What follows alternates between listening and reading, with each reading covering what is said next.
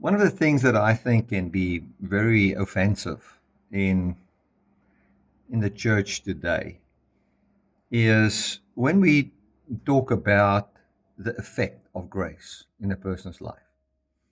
Because the effect of grace in a person's life is a life that is full of good works. And in my own life, I've experienced this. I'm just speaking straight out. If I would hear about grace bring forth a certain fruit in me, while I was not ready for that fruit, it would be offensive to me. It would be, "Ugh, I don't want to hear that. This is putting the law on me. This is putting, um, something on me that I'm not ready for." Well, I think that is how we can also live our life with the Lord. You can just honestly tell the Lord, "This is where I'm at," and I want to advise you in that. If you're at a place where you are seeing, Lord Jesus, this thing that I am part of, and that's in my life, if I must hear a message of how I must now stop this, otherwise, or even any message of a fruit that would end this in my life, it's offensive.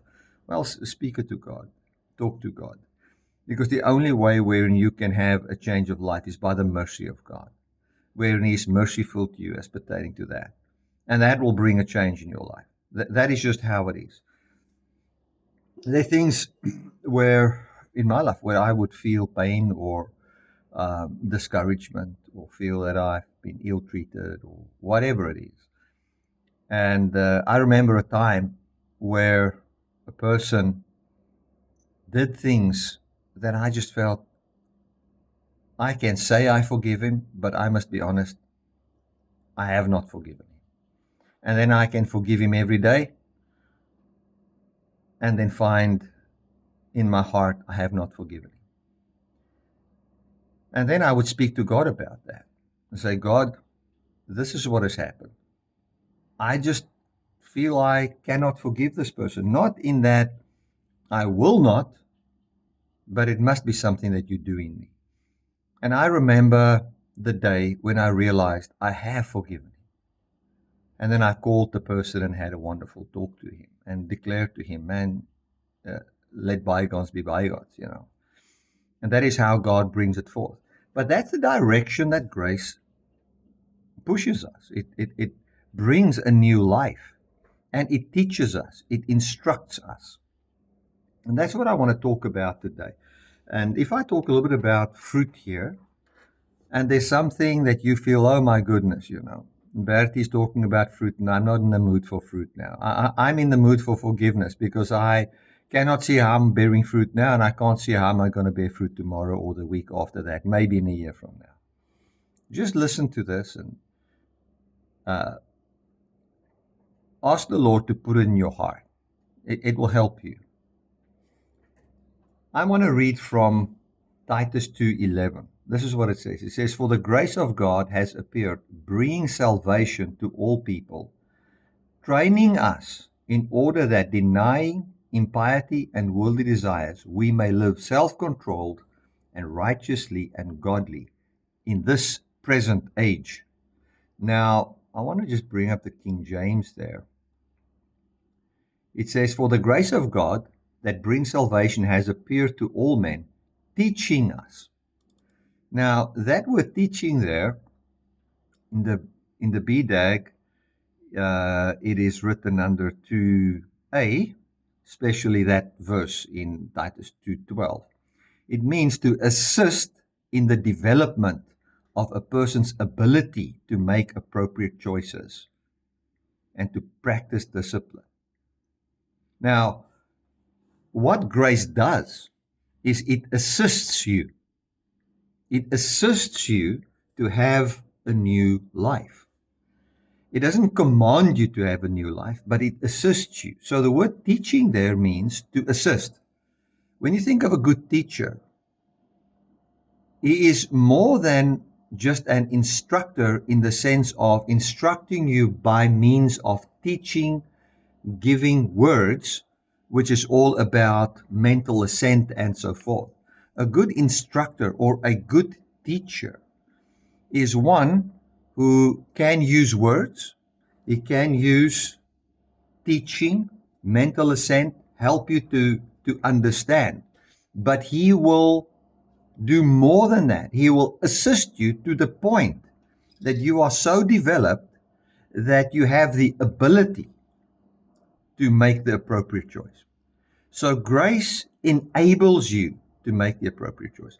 So I can ask you this, and this morning when I was reading this, I was thinking of this definition, and let me read it: to assist in the development of a person's ability to make appropriate choices.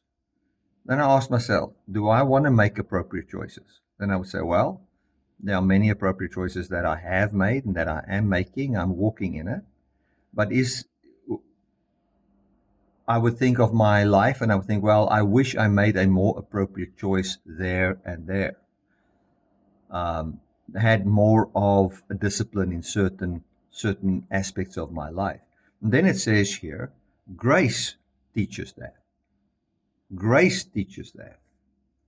Grace, the mercy of God. Now, if you go and look at grace in chapter 3, it reads as follows. It says, put them in mind, this is now reminding the congregation, to be subject to principalities and powers, to obey magistrates, to be ready for every good work, to speak evil of no man, to be no brawlers, but gentle, showing all meekness unto all people.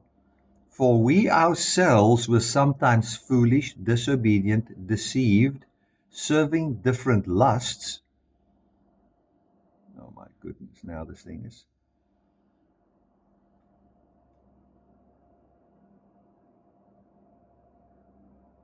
Living in malice and in envy, hateful and hating one another. Verse 4, listen to this. But after that the kindness and the love of God our Savior towards men appeared, not by works of righteousness which we have done, but according to his mercy, he saved us.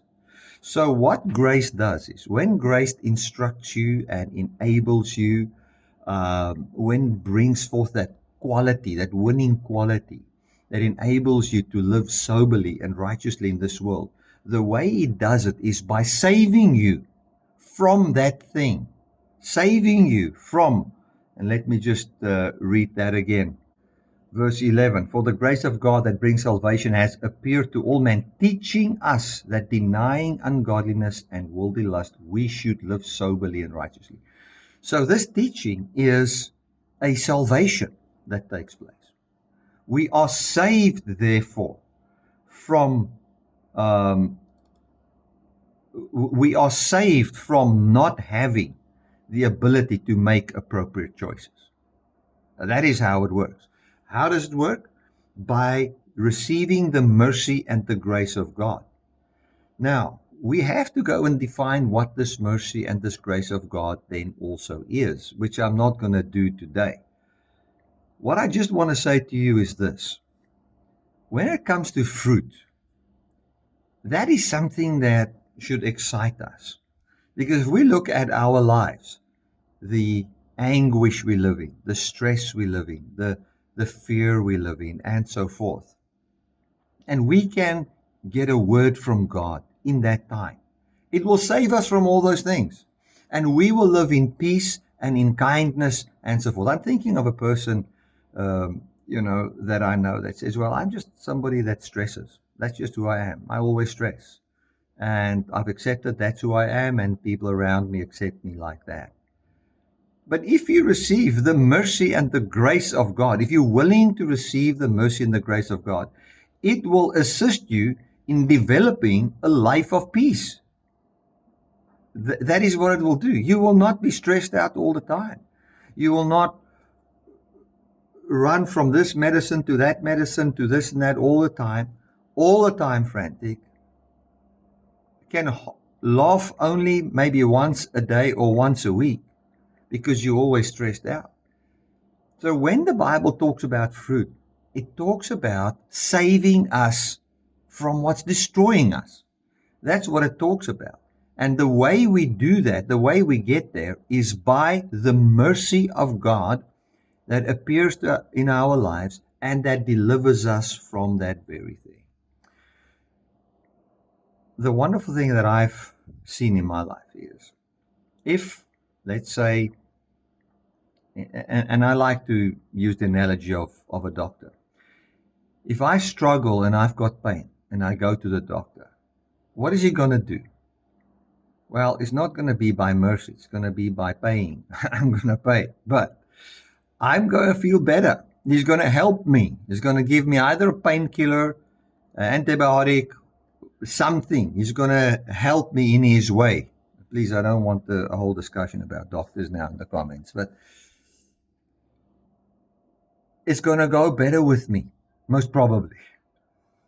In the very same way, if you've got something in your life that you see as a fruit of the flesh, or an anxiety, or a fear, or a lust, or a desire, or given to something that is not appropriate to sound doctrine, you can come to the grace of God.